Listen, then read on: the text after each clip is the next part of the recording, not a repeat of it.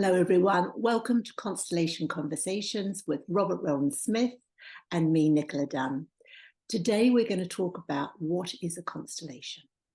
So, Robert, would you kick us off? Thanks, Nicola. It's such a basic question, isn't it? And yet, of course, I get asked it all the time, and I'm sure you do. You know, I say I do constellations, people go, "What's that?" And I kind of wish I hadn't mentioned it in the first place, because the first thing to say about constellations and a constellation is that it is experiential, and it's much easier to explain it by doing it than it is by talking about it or even reading about it.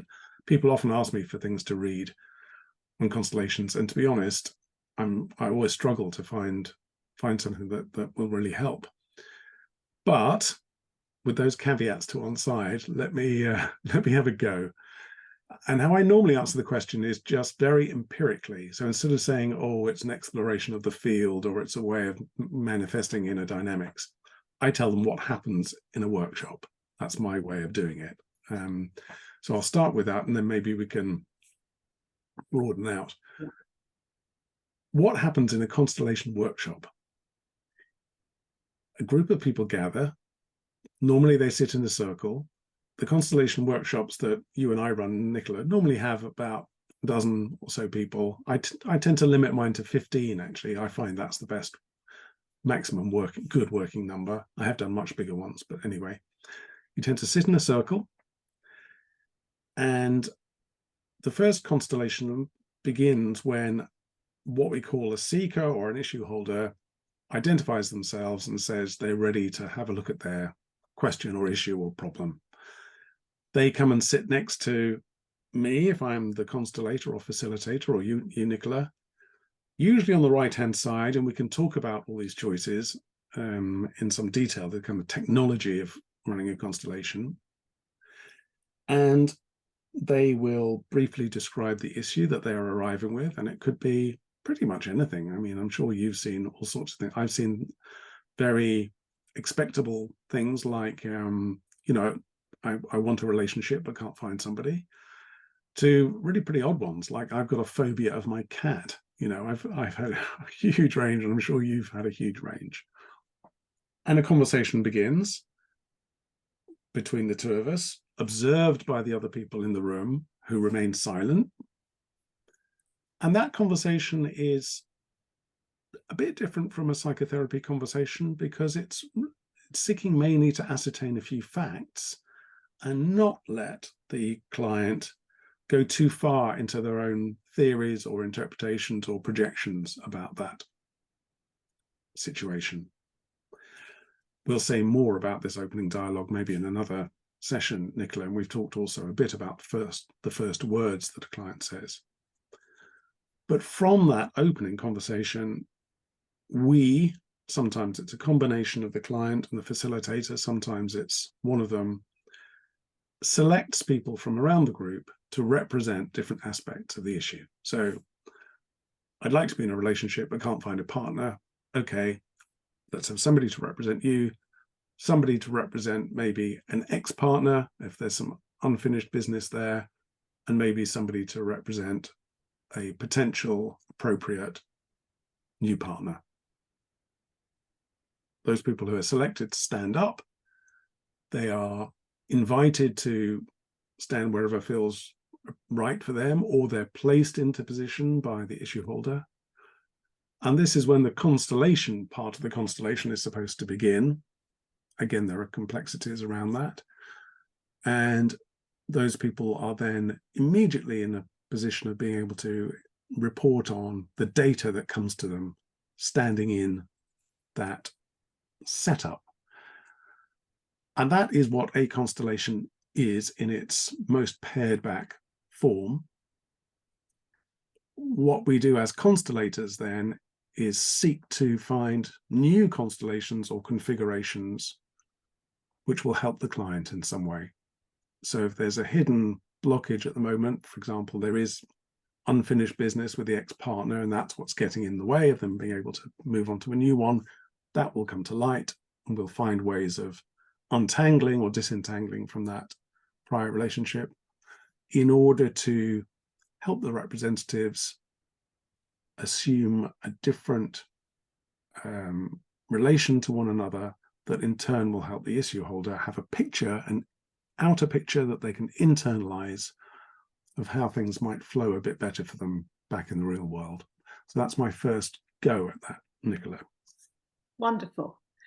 And so you've described what someone who doesn't know much about constellations might encounter if they came to a workshop and they watched the first constellation. So when I was thinking about it myself, I thought if I was pressed to be brief, what would I say a constellation was? And the first thing I would say is that it's an opportunity. And the magic of that opportunity happens between the person who's bringing the question or intention, the group and the constellator, and what arises.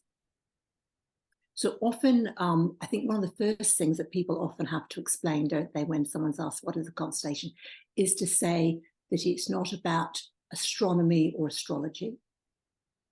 And that I think Bert Hellinger used the term constellation because it depicted a system and was quite universally known. But when I was thinking about it this morning, I had a sense it's actually more of a network, because a network has more of a sense of connection and flow and maybe influence and impact. And so exactly as you said, there is certain, if we talk a family system, certain representatives are chosen. There's often a transgenerational element to that. There are those who came before, selected people are included. And in an organization or workplace, the person who held the job or position before might be included. So it does have a sense of the individual being on a continuum. So I think in the sense of saying that it's an opportunity to have a bigger understanding about what might have happened that the individual may not be quite aware of, that is actually impacting this difficulty that they have, this challenge. And so there are things that might need to be put in order for flow to be reestablished. That's very, very nice. It is an opportunity and it is about order. So we're moving from the empirical, what you see in a workshop, to the idea of it being an opportunity to see into an ancestral system or an organizational system. I'll go a bit further in terms of abstraction and answer now in a third way. What is a constellation? A constellation is the visible manifestation of what's normally invisible, that being the deep structure of our lives and history. And if I go even further than that, I would say what characterizes the deep structure of our lives and history is that it's very primary in its feeling. It's not actually that complex. A lot of it can be about absolutely fundamental principles of time, who came first, who came second, who belongs, who doesn't belong, for example. And it's not about the very sophisticated, evolved language, for example, of psychoanalysis. You're in denial, there's projection here, there's transference, there's countertransference. All of those things may be going on, but what is a constellation? A constellation is a disclosing of underlying primaries, essentially, in our lives. And increasingly, actually, I've been thinking about this because I have an interest in literature, about it's a bit like the difference between a Shakespearean tragedy and a Greek tragedy. A Shakespearean tragedy, everything is kind of on the surface and manifested and socialized and dramatic and complex. In a Greek tragedy, we drop down a level and things are stated in an extremely primary way, often quite unadorned, in such a fashion as to establish just key relationships and ruptures without elaborating and socializing things too much. And the function of the chorus in a Greek tragedy is not dissimilar from the function of the sayings and sentences in a constellation, which are simply to enunciate facts or truths that are always there, but might have been, for whatever reason, elided or redacted or even forgotten and buried. Right. I like that Hmm. very much. And it just makes me think of, the concept of a root and branch review. So someone is coming to the workshop with their contemporary life, and the sort of time dimensions are changing in terms of what becomes revealed in the constellation. And because of the methodology and because of working with the field, in a sense, we can go back in time and we can also go forward in time in order to do what's necessary for the client right in the moment. And I think it is also, this is a little bit of a sidebar, but it's useful to say what constellations aren't, which is in the sense they may be first cousins of something like psychodrama or family sculpting, but they are their own distinct form and way of engaging with an individual, a family, a system, and a challenge. And the other point about that is that I think, as we've spoken a little bit in some of our other recordings, is that it's not just a method which is used for curiosity. It needs to have a focus. It needs to have a little bit of commitment from everyone involved. And that gives it a deepening. So, we may be diving into the sea, but it is with intention. And we have a sense of how we'll get out of the sea at the end as well. Yes, and let me pick up on just that point. There's an awful lot in what you said there already. I have been asked as a constellator to constellate things like Donald Trump or the Middle East peace process by people who are of good intention, but essentially in order to confirm a theory or a view or a political ideology or whatever. But they themselves have only the very loosest stake in those questions in terms of being involved in the systems that they want to interrogate. And at that level, it's almost like voyeurism. It's like, can we just have a look at Donald Trump's inner life? Can we just have a look at what's going on around the negotiating table in Middle East peace process? Or, I've even been asked, somebody had hired, this is a true one, somebody had hired a private detective to tail their ex-partner. Can we have a look at what they're up to? And in my view, that's where, when maybe separately we'll talk about ethics and constellations, that's where we don't go, because it's not it is an opportunity, but it's not an opportunity for voyeurism or corroboration of prejudices. And in fact, in a more ordinary way, people do come with prejudices, with a prejudice about their, I've often had a client say something like, so-and-so's a narcissist, and they're almost arriving in the constellation for corroboration of this view, and get a bit of a nasty shock, actually, when it turns out to be something other than that. So I agree, the point you're making there has to be an intention, there has to be a focus, and I think the spirit in which you arrive at a constellation is important too.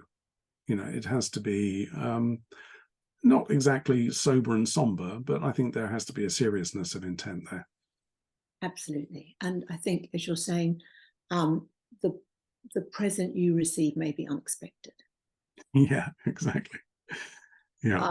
But in a way, in constellation work, I think that is good, because you're something, some new insight has been added in. And that may be left with the client. They may need to take some steps. They may need to reflect on it. They may need to do nothing. But they have seen something which they didn't see before, usually. And Yes, that's right.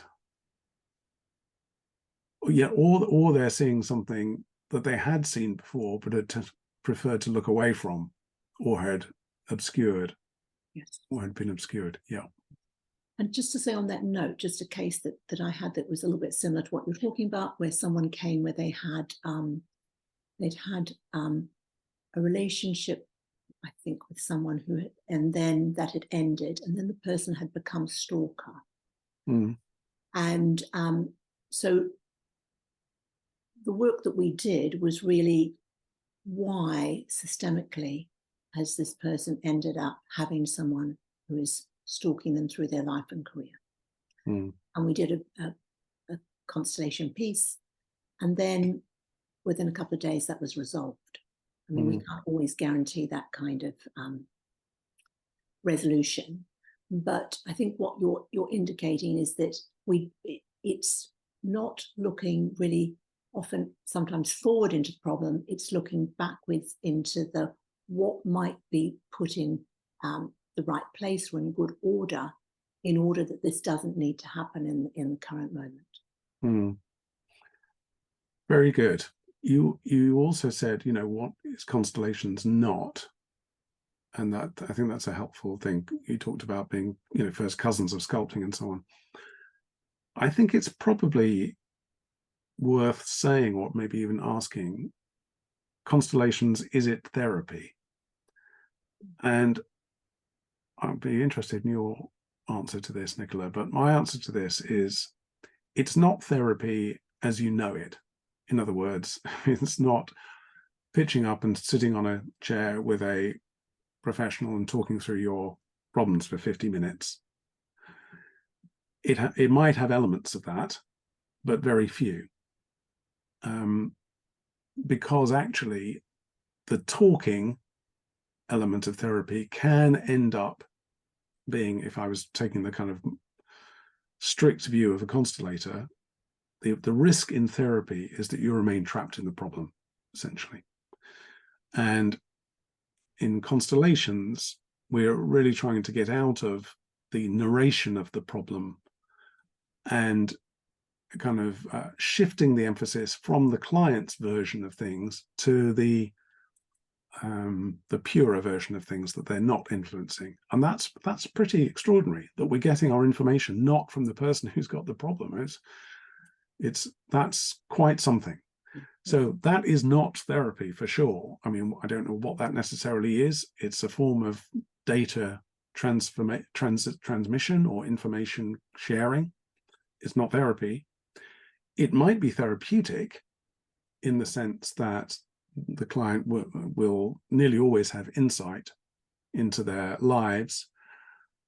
But they're doing, for me, I mean, my slogan for this is that constellations pursue realities rather than solutions. And that, for me, is the heart of the difference, really, between a constellation and other practices. Like, I think in therapy, you know infinitely more about this. There's often a tendency to look for a solution.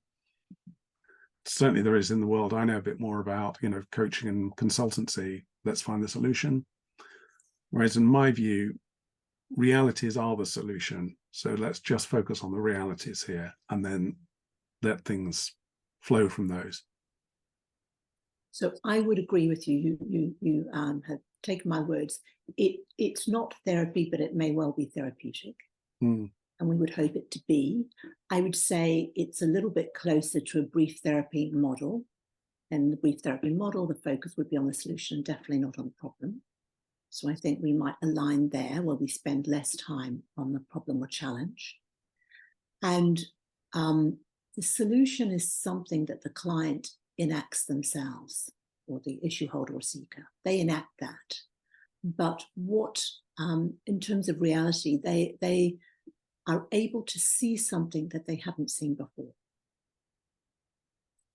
So it doesn't have that one-to-one sort of forensic exploration of how the problem came to be the problem. The connection between the constellator and the client is briefer. there may be a possibility of doing a couple of sessions or something afterwards, but there isn't that sort of same ongoing connection on a weekly basis. And I think depending on the type of therapy that might be involved, it's very somatic, the constellation process. The body knows first, I think, in constellations. The mind catches up. But mostly people feel subtleties in but they have a sense of what I would describe as their internal furniture changing. Very nice. Rearranged, which they are agreeable to because they've agreed to the process. And I mean, if you change someone's subtle navigation orientation, they take a different trajectory. That's I love that metaphor. It is shifting the furniture around internally. Yeah, refixing the kaleidoscope or something. Yes. There's one other element. I wonder if we can touch on this about what is a constellation. That is less to do with the constellation per se and more with the event that a constellation is. Because although, you and I have worked one-on-one with individuals using tabletop figures or other kind of digital means, which I use certainly online, a constellation, when it happens in person, it happens in a group. And as an event, what I am always struck by is what people say at the end of a constellation. So typically you begin a constellation with an opening round where each individual has the opportunity to say something, and then there's a closing round. At every closing round I think I've ever observed, somebody will say, "This was a privilege." And somebody will say, "I feel much more connected to everybody here." Those are the two things I think I hear without fail at every single constellation. There's other stuff people say, "I realized this," or what have you. And I would say, what is a constellation? It is a privilege and an extraordinary gift to be able to access what we thought, particularly if you're a man of my generation, was completely inaccessible. How on earth is it possible to actually have insight and data on things that are not in our purview, that don't exist in our consciousness, don't even exist in people we know's consciousness, but belong to other people entirely? So we can talk about the kind of mystery of how it works, but whatever it is an extraordinary privilege. And I think it's the reason why I'm still obsessed with constellations, 25 years now, I think 23 years after first encountering it, because the privilege of seeing into the form of things unknown, to quote Shakespeare, I think is extraordinary. So I would absolutely emphasize that. And this second point, that as a social gathering, it's not a social occasion, but as a meeting of human beings, it's an extraordinary way of creating equal connection between people, whereby nobody feels better or worse than the other. There is a sense of, I'm not keen on the word empathy actually, but it does create a sense of empathy and communion and humanity, essentially. I mean, I think it would be pretty surprising if anybody walked out of a Constellations workshop and committed a heinous act. I think it would almost certainly soften them for a few hours in the world and make them kind of better human beings for a bit. Beautifully put, Robert. I think it gives the circle, the group, even if they're not doing their own constellation, connection into the human condition. And that is very humbling when you really have a sense of all the challenges that we struggle with as a group. And in that process, in the erosion that really happens in a constellation group over a number of hours, it's heart-opening. And I think that's the reason why I'm so obsessed with it as well. Yeah. It's just because the experience is so expanding. And the information that is shared, the lives that are revealed, is endlessly fascinating and beneficial, I would believe. So I think you described it so well, that the two things that people say is they talk about privilege and they talk about connection. So, and particularly in a world that has challenges around isolation. Yeah. Yes. Okay. Well, maybe we should begin to wrap up, but maybe if we have any other kind of final thoughts here about our exam question for today, what is a constellation? And I just want to come back to the word itself, because it is kind of a mistranslation of the German word Ausstellung or Familienstellen, which just means to set something up. So the word constellation adds a bit of mystery to the German word, which is much more functional, family setup. And it does point people off in the direction of astrology, which isn't particularly helpful, although the idea of a constellation as a configuration probably works. I have to say, it's a word that I think is lovely, but I would never use it, or almost never use it, when I run organizational constellations. And that's mainly because organizational clients tend to be a bit more mainstream than the people who have signed up for family constellations. And therefore, they're slightly more on their guard for anything that sounds a bit weird. And the word constellation sounds a bit weird. Now, in the time I've been involved in constellations, like you, Nicola, we've seen the practice creep more and more from the margin to the mainstream. And I'm amazed now. I mean, I do constellations now with, major blue chip organizers, household name FTSE 100 companies, and not just anybody, board members and senior. I mean, it's extraordinary how it's got into that space. But in that space, I would nearly always call it something like systemic mapping that just de-risks the possibility of people having a kind of allergic reaction to it early on. So I think it just may be worth saying something there about the word. Yes, and I think you're right. In a way, a systemic map feels innocuous. And what it does is it hides the fact that what actually happens after that is the constellation, because the systemic map is the setting up of, and the constellating work is working with the flows or whatever is wished for, whether that is a different configuration or a sense of what needs to be changed. So I have noticed over the time, like you, the time that we've both been involved in constellation work, is that people fixate less on the term.